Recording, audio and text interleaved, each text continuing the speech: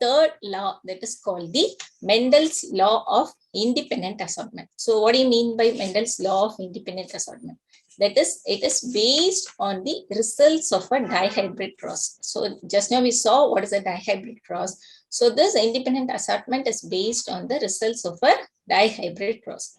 So it states that when two pairs of traits are combined in a hybrid, that is, we are taking two pair of characters and they are combined in hybrid, segregation of one pair of characters is independent of the other pair of characters. That is, here we took the two characters, one as the color, the other one as the shape. So the inheritance of these two are independent. That is, if that is expressed as 50% and the color is expressed as 50%, then shape will be expressed as 50%. That is, both will be expressed independently. So that is called the Mendel's law of independent assortment. But this is applicable only in case of factors or the genes, which are, it is genes which are located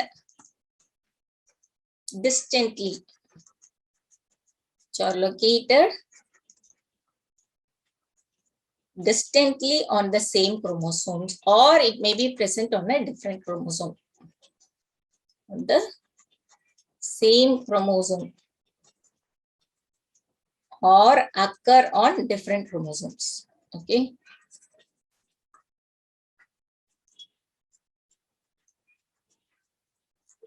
So only this law is applicable. That is, that both the characters will be independent. That is, the expression will be independent when the genes are located distantly on the same chromosome or on the, if it occurs on the different chromosome. Okay.